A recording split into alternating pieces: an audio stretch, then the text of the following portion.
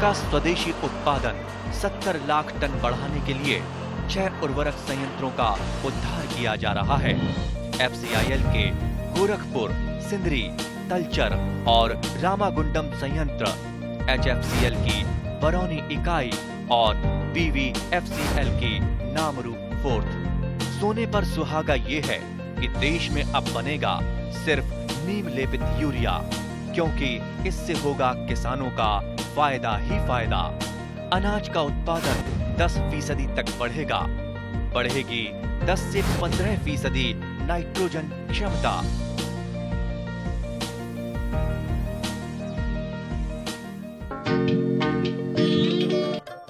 নলবাৰী জিলাৰ বৰভাগ উন্নয়ন খণ্ড এলেকাৰ উত্তৰকুচি গাঁৱৰ 53 নং হানেকুচি বহুমুখী সমবায় সমিতি ৰাজ্যৰ মীন মানচিত্ৰৰ এখন অগ্ৰণী সমবায় সমিতি। 2017 চনত ফিছফেডৰ তালিকাভুক্ত হোৱা সমবায়খন মুঠ 116 জন মীন আৰু কৃষি কৰ্মৰে জড়িত ব্যক্তিৰে গঠিত।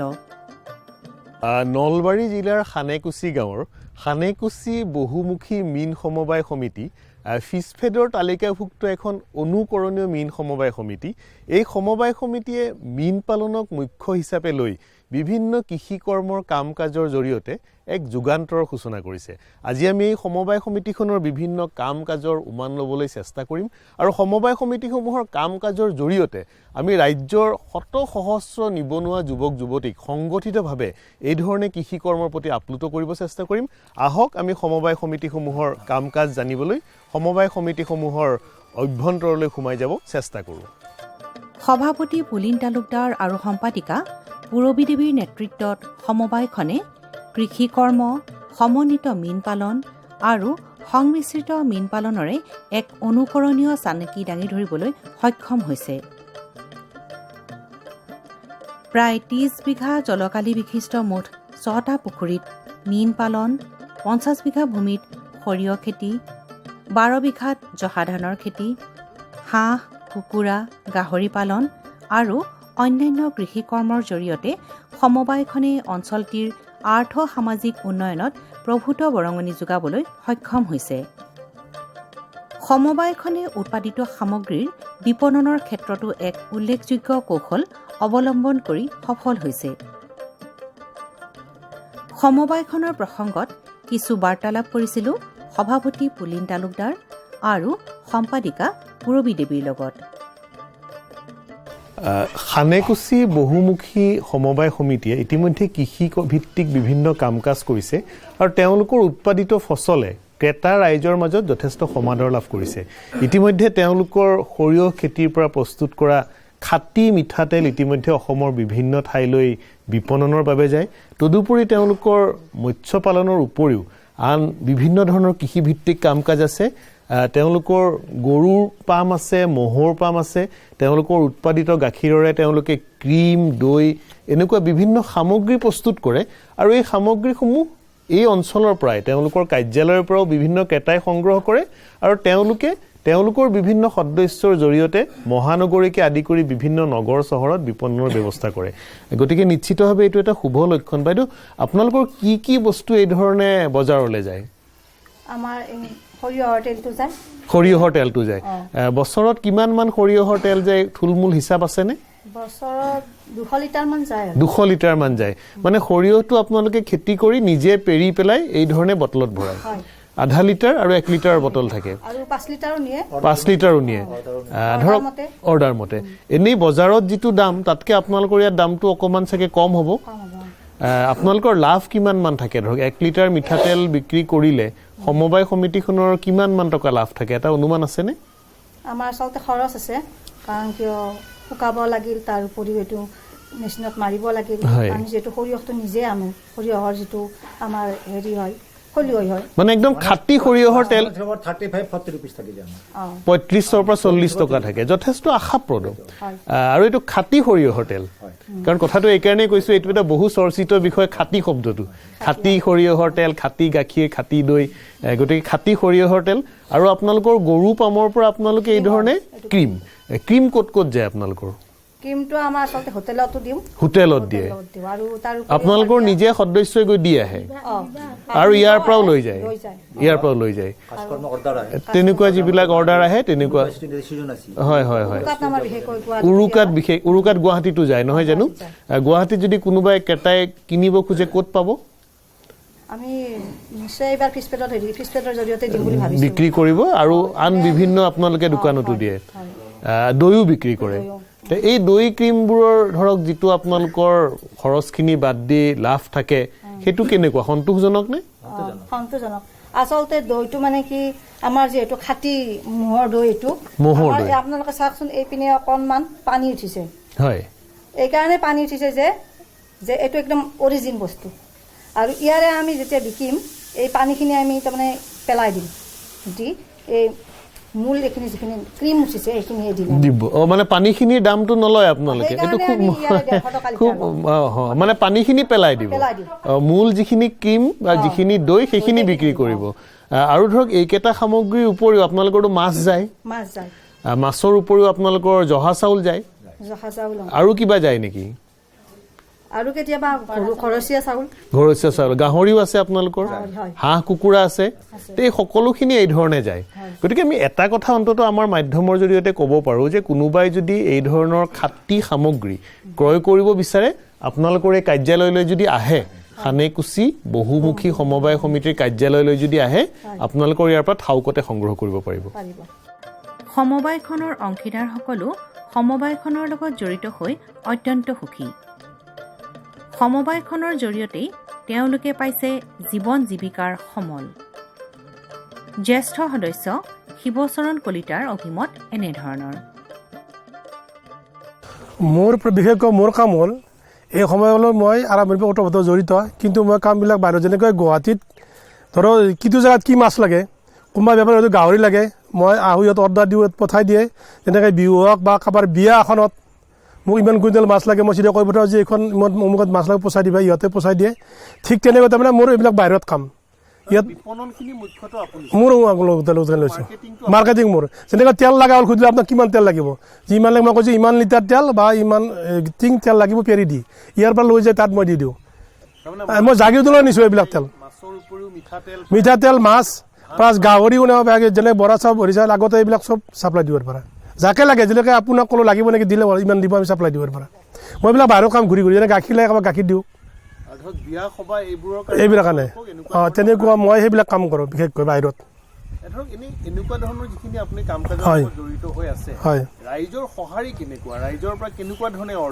ৰাইজৰ আৰু বঢ়িয়া সঁহাৰি তাৰমানে এবাৰ যেনে কোনোবা আমাৰ এইটো প্ৰডাক্টটো লৈছে মিঠাতেল হওক বা মাছটো লৈছে বা গাহৰি কৰে সেইবিলাক আমাক মাতিব এবাৰ দিয়ে ভাল সঁহাৰি পাইছোঁ এইটো এতিয়া কিন্তু বৰ্তমান এইটো আমাৰ এতিয়া লালি উৎপাদন বাঢ়িছে বৰ্তমান এতিয়া ধৰক আমি 8-10খন বিয়া পাওঁ আৰু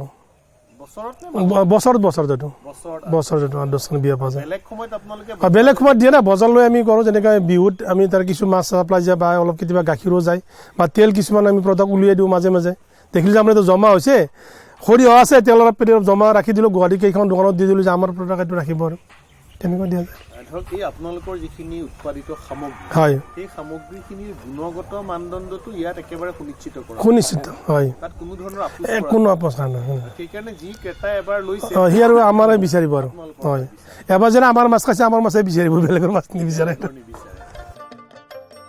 সুখৰ বতৰা যে সমবায় সমিতিখন মহিলা সবলীকৰণৰো অন্যতম বাৰ্তাবাহক অঞ্চলটিৰ ভালেকেইগৰাকীমান মহিলা সমবায় সমিতিখনৰ লগত জড়িত তেওঁলোকেও সমিতিখনৰ জৰিয়তে আৰ্থিক সচ্ছলতা প্ৰশস্ত কৰিছে লগতে গ্ৰাম্য জনজীৱনৰ সকলোখিনি কাম কাজ সামৰি আহৰি সময়খিনি উপাৰ্জনমুখী কামত বিনিয়োগ কৰিছে তেনে কেইগৰাকীমান মহিলাকো লগ পাইছিলোঁ সমিতিখনৰ পাম প্ৰাংগণত মহিলা হিচাপে আপোনালোকে সমবায় সমিতিখনৰ যি কৃষিভিত্তিক কাম কাজ সেই কাম কাজখিনিৰ লগত অংগায়ীভাৱে কেনেকৈ সম্পৰ্কিত হৈ আছে ধন্যবাদ মোৰ ভাইটি পংকজ শৰ্মা আৰু পূৰবী শৰ্মাক মই ধন্যবাদ দিওঁ এইখিনিতে যে আমাক এই সমবায়খনৰ লগত সিহঁতে ভালকৈ জড়িত কৰিছে আমি এই সমবায় সেইকাৰণে এই সমবায়খনৰ লগত আমি যথেষ্ট সময় দিওঁ আনকি সৰিয়হ আমি চাবও যাওঁ কেনেকৈ ছাগলী গৰুৰ পৰা যেনেকৈ আঁতৰাই ৰাখিব লাগে সেইবিলাকো কৰোঁ।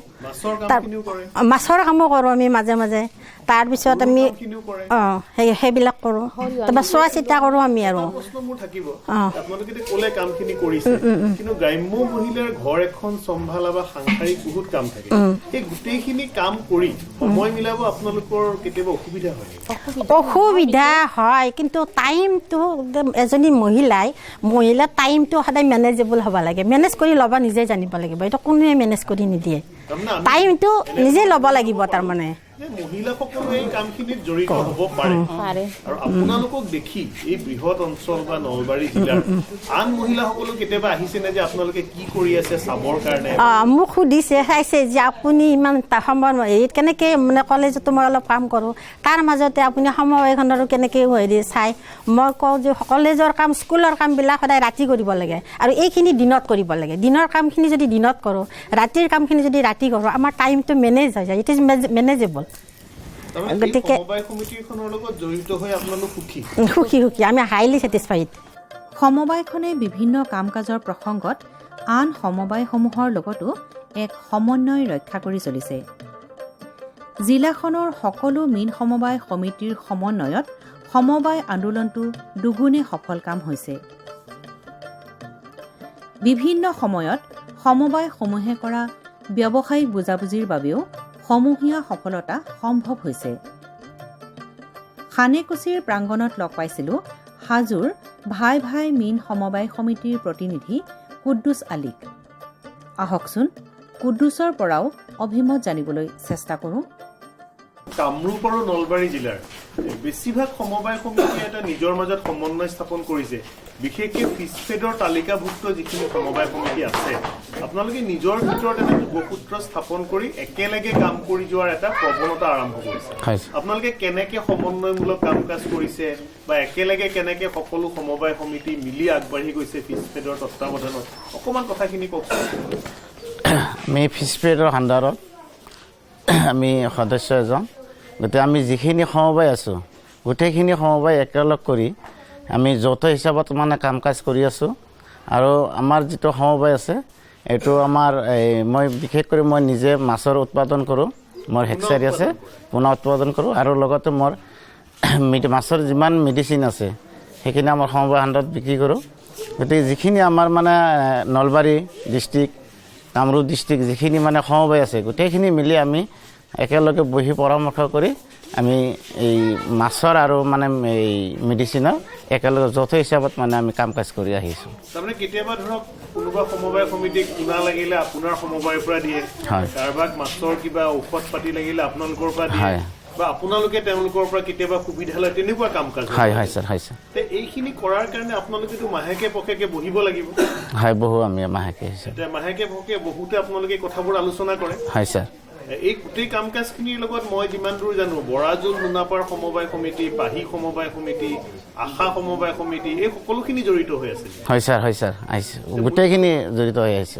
মুখ্যতঃ ইয়াত উদ্যোগটো কোনে লৈছে, কোনে বিশেষভাৱে উদ্যোগ লৈছে গোটেই কাম কাজ? গোটেই কামটো মানে ফিছফেডৰ মানে আমাৰ ডিৰেক্টৰ ছাৰ মানে এই বিশেষকৈ আমাৰ পৰামৰ্শ দিছে। আমাৰ মানে ভাই ভাই সমবায় আণ্ডাৰত যে মানে কেতিয়াবা মানে মিটিং হয়, মিটিঙত মানে আমাৰ দেহ পৰামৰ্শ মানে আগবঢ়াই আহিছে, সেই হিচাপত আমি কাম কাজ কৰি আহিছোঁ।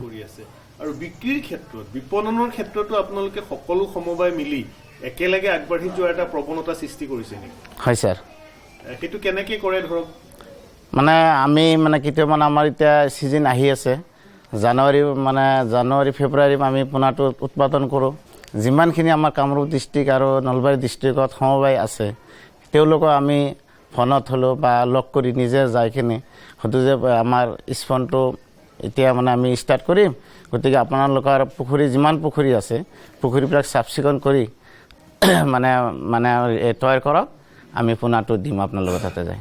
এনেকৈ বহি যৌথ হিচাপত মানে আলোচনা কৰি কাম কাজ কৰি আছে। আপোনালোকে উমৈহতীয়াভাৱে কাম কৰাৰ এটা পৰিৱেশ সূচনা কৰিছে, ই মানে সকলোকে সহায় কৰিছে। হয় ছাৰ। সকলো সমবায় সমিতি হয় কৰিছে। সমবায়খনে জিলা মীন বিভাগৰ সহযোগত সমিতিৰ সদস্যসকলক সমূহীয়া দুৰ্ঘটনা বীমা আঁচনিৰে সাঙুৰি লোৱাৰ উপৰিও কিষাণ ক্ৰেডিট কাৰ্ডৰ জৰিয়তে ব্যক্তিগত মীন পালনত মূলধনী বিনিয়োগ সুনিশ্চিত কৰিবলৈ বিশেষ পদক্ষেপ হাতত লৈছে। এনে প্ৰসংগতে দুই এটা কথা পাতিছিলোঁ নলবাৰীৰ জিলা মীন উন্নয়ন বিষয়া ত্ৰৈলোক্য খালৈৰ লগত। আপোনাৰ নলবাৰী জিলাত বিশেষকৈ যিখিনি সমবায় সমিতি আছে, মুখ্যতঃ ফিছফেডৰ তালিকাভুক্ত সমবায় সমিতি, তেওঁলোকে একেলগে উমৈহতীয়া দৃষ্টিভংগীত কাম কৰাৰ এক পৰিৱেশ সূচনা কৰিছে আৰু এই ক্ষেত্ৰত আপুনিও যথেষ্ট উৎসাহিত কৰিছে, অনুপ্ৰাণিত কৰিছে। এই গোটেই পৰিক্ৰমাটো কেনেকুৱা ধৰণৰ আৰু তেওঁলোকক উমৈহতীয়াভাৱে কাম কৰোৱাৰ মূল উদ্দেশ্যটো কি, অকণমান কওকচোন। তাৰমানে এতিয়া অসমত যদি আপুনি চাব যায় সমবায় বিপ্লৱ হৈছে মীন পালনৰ ক্ষেত্ৰত। যিহেতু সমবায় হিচাপে কৰিলে আমাৰ বহুত ক্ষেত্ৰত সুবিধা আছে।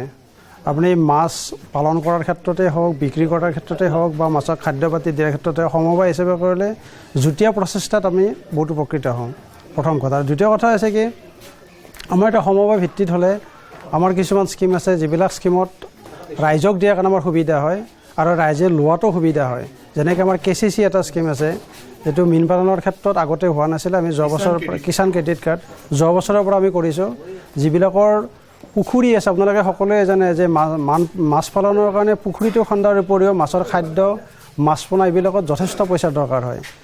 কিষাণ ক্ৰেডিট কাৰ্ডৰ ক্ষেত্ৰত কি হয়, আমি মাছ পালনৰ ক্ষেত্ৰত আমাৰ যিখিনি খাদ্য পাতি বা যিখিনি পইচা হয় সেইখিনি আমি বেংক ঋণ হিচাপে আমি দিব পাৰোঁ। গতিকে বেংক ঋণ হিচাপে আমি যেতিয়া দিওঁ তেতিয়া মানুহে ধুনীয়াকৈ তেওঁলোকৰ মাছ পালনৰ কাৰণে যিখিনি খাদ্য পাতি, যিখিনি পইচা বেংকৰ পৰা ঋণ ল'ব পাৰে, গতিকে আমি তেওঁলোকক দিব পাৰোঁ। এতিয়া যদি আমি সমবায় ভিত্তিত কৰোঁ, সমবায় ধৰক এটা সমবায় ধৰক 150 মেম্বাৰ আছে, ধৰক মিনিমাম 100জনৰ পুখুৰী থাকেই।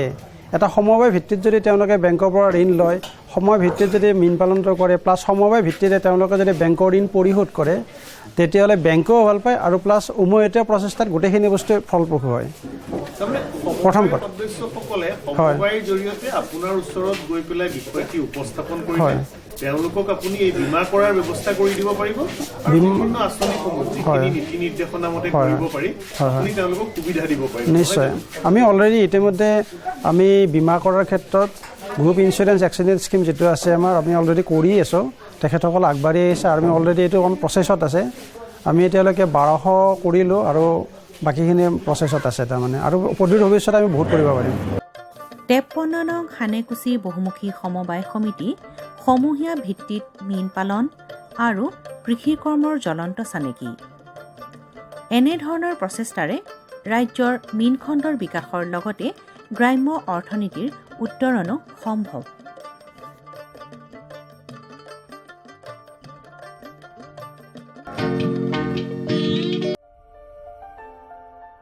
ভাৰত চৰকাৰৰ প্ৰতিটো প্ৰয়াস কৃষকৰ প্ৰগতিত দি আছে এটা নতুন বিশ্বাস। দেশৰ কৃষকসকলৰ প্ৰতি সমৰ্পিত ভাৰত চৰকাৰে বিশেষকৈ উত্তৰ পূৰ্বাঞ্চল আৰু আন্দামান নিকোবৰ দ্বীপপুঞ্জৰ কৃষি অঞ্চলৰ বিকাশৰ বাবে নতুন প্ৰগতিশীল পদক্ষেপ লৈছে, যাৰ দ্বাৰা কৃষকসকলে দ্ৰুত গতিত উন্নতি কৰি আছে। কৃষি অঞ্চলৰ বিকাশৰ গতি অব্যাহত ৰাখি মাননীয় প্ৰধানমন্ত্ৰী শ্ৰী নৰেন্দ্ৰ মোদী ডাঙৰীয়াৰ নেতৃত্বত ভাৰত চৰকাৰে এক দূৰদৰ্শী নিৰ্ণয় লৈ দেশত ৰাষ্ট্ৰীয় খাদ্য তেল মিছন অইল পামৰ আৰম্ভণি কৰিছে, যাৰ দ্বাৰা উত্তৰ পূৰ্বাঞ্চলৰ ৰাজ্যসমূহ আৰু আন্দামান নিকোবৰ দ্বীপপুঞ্জৰ কৃষকসকলৰ বিশেষ লাভ হ'ব। পুঁজিৰ বিনিয়োগত বৃদ্ধি পাব, খোৱা তেলৰ আমদানিৰ ওপৰত নিৰ্ভৰ কৰাটো কম হ'ব আৰু ৰোজগাৰৰ সুবিধা সৃষ্টি হ'ব। খোৱা তেলত আত্মনিৰ্ভৰশীলতাৰ বাবে এতিয়া ৰাষ্ট্ৰীয় খাদ্য তেল মিছন অইল পামৰ সংকল্প লোৱা হৈছে।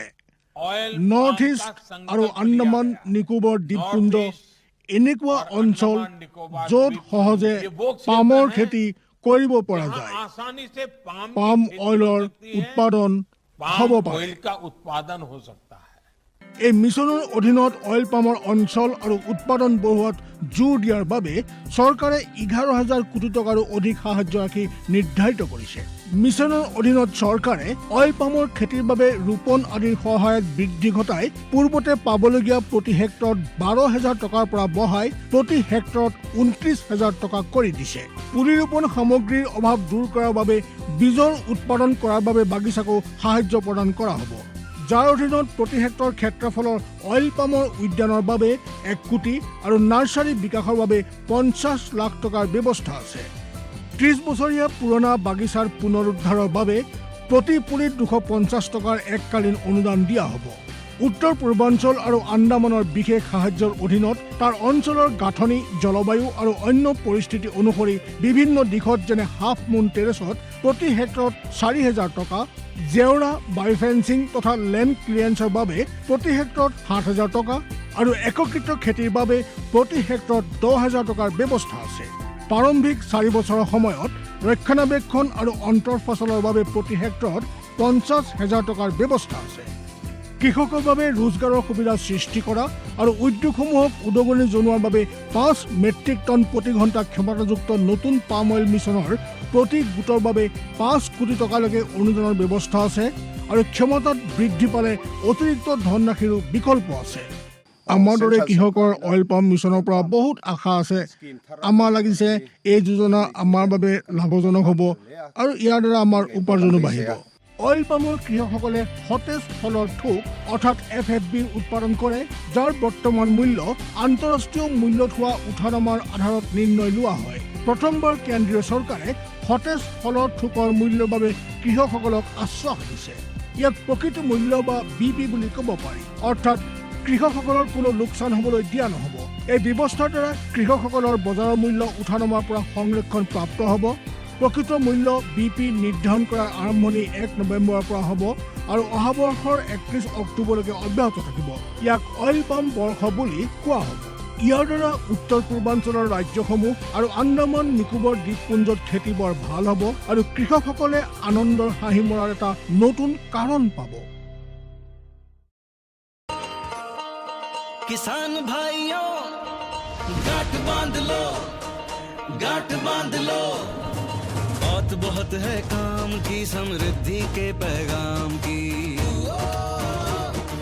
मिट्टी के मिजाज को समझो, मिट्टी के हर राज को समझो, मिट्टी की तुम जांच कराओ, मुफ्त सॉइल हेल्थ कार्ड ले जाओ। कभी मुनासिब बीज लगाओ, सही किस्म की खाद ले आओ, जितनी जरूरी उतनी डालो, सही मात्रा खुद पहचानो, इसको अपना मंत्र बना लो, मिट्टी की सेहत तो जानो।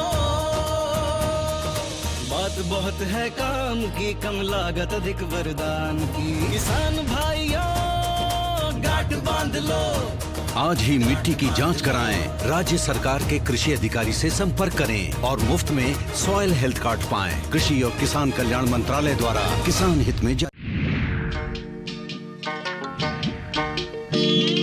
কৃষকসকলৰ বিভিন্ন সমস্যাৰ সমাধানৰ লগতে শেহতীয়া প্ৰযুক্তি আৰু প্ৰয়োজনীয় আনুষংগিক দিশৰ বিষয়ে জানিবৰ বাবে চাবলৈ নাপাহৰিব কৃষি দৰ্শন। প্ৰচাৰিত হয় প্ৰতি সোমবাৰৰ পৰা শুকুৰবাৰলৈ সন্ধিয়া 5:30 বজাৰ পৰা 6 বজালৈ।